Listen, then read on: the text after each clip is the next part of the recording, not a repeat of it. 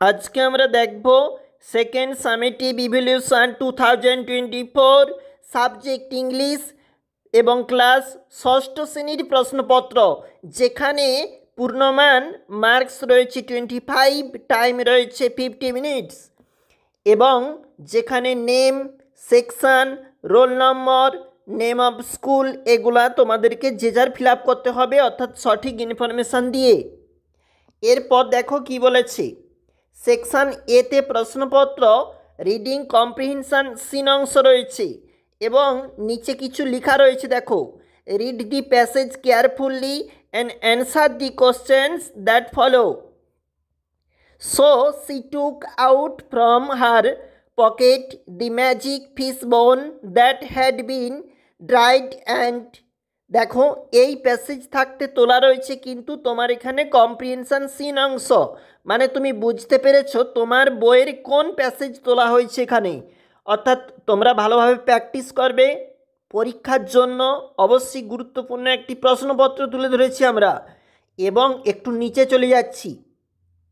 দেখো, complete the following sentences with the information from the text.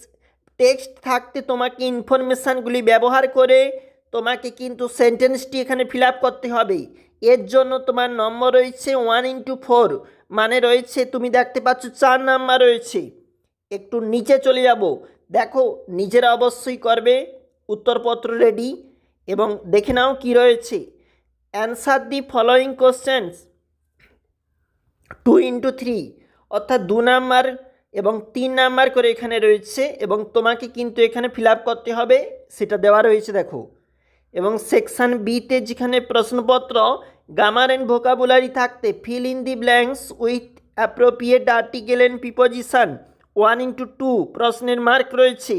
চলে যাব আমরা সেকেন্ড পেজটাতে। 2 নম্বর পেজটা দেখো, যেখানে তোমাকে কিছু ইনফরমেশন বলেছে এবং সেগুলাকে তোমাকে ফিল আপ করতে হবে। Tick the correct answer from the alternatives given in the brackets 1x2। তোমাকে কিন্তু এগুলো ফিল আপ করতে হবে। অ্যান্সার বলে কোনটা হবে তোমাকে সেটা এখানে লিখতে হবে।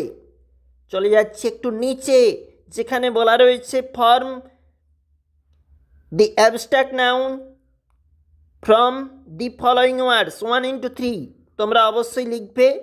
একটু নিচে চলে যাব প্রশ্নপত্রে সেকশন সিতে, যেখানে রাইটিং স্কিল বলে একটা অপশন রয়েছে এবং সেখানে প্যারাগ্রাফ রয়েছে Ishwarchandra Vidyasagar with the help of following hints. তোমাকে হিন্টস দেওয়া রয়েছে, নিজেকে কিন্তু এখানে লিখতে হবে।